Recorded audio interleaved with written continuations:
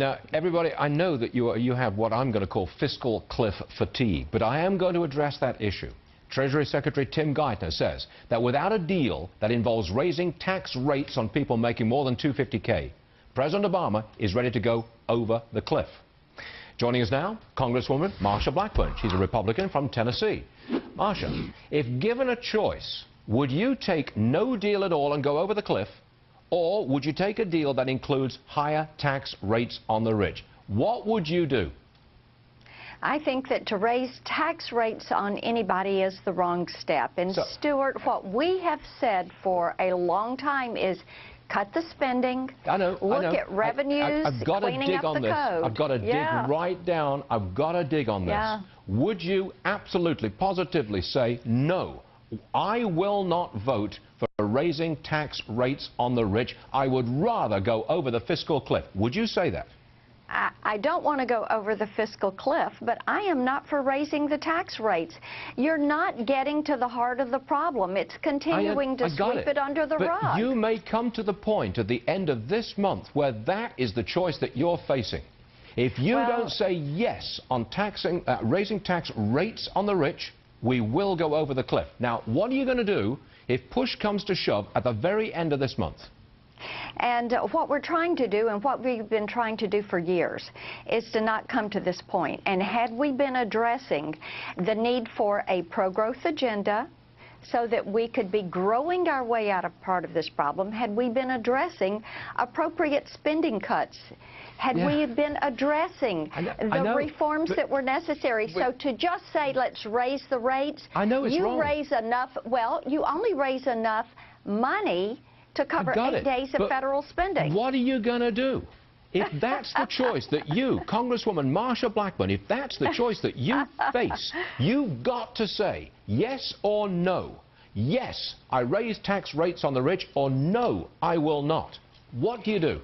You don't raise tax rates on the rich or anybody else. So you would vote no on if there's a deal comes down. I'm sorry to push like this. I am. I'm sorry to push like this. I would vote no. You would vote no. And I would vote no because you're not addressing the problem. And you'd vote no even though it pushes us over the cliff. You'd do that?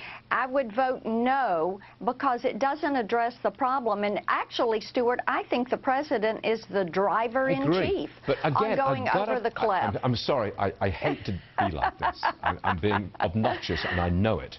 But you would vote no. You would say, no, I will not vote for higher tax rates, even if you knew for absolute certainty that pushes us over the cliff.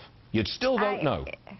Because, yes, I would vote no for higher tax rates because our children and grandchildren deserve better of us. I agree. This is a generational issue. This is still the obnoxious Stuart Varney, still pressing very hard here. Would you in any way compromise? For example, would you vote yes on a tax rate increase to 37% on upper income earners? Not 39, not the old Clinton rates, no, 37. Now, that's a compromise. Would you vote yes on that? That's not something that is on the table. It's not something that has been there. No, and what we haven't seen is a willingness to address spending. And you have to be able to cut the spending. You've got to be able to reform the way these entitlement programs and our trust funds are working. And until you do that, and it's got to be a mature discussion of putting these things on the table. Just to say we're going to go raise the rates and it solves the problems is foolhardy. What is it? It's December. It is now, I'm looking here, it is December the 6th. I mean, a little late for an adult long-term conversation. I mean, I honestly... Well, this is what I think may end up happening, Stuart. Okay. I think that what we may see is a status quo extension of the tax rates and of the extenders, the Bush tax cuts. Just well, the president says he won't do it. He says he won't do it. That marries up with the continuing resolution we've already passed, and then come back in January and look long-term at what this is going to look like. I'm sorry I was badgering on you like that. I do apologize. You're okay. But you answered the question, and we love that. Congresswoman Marsha Blackburn, thanks very much indeed. Thank you.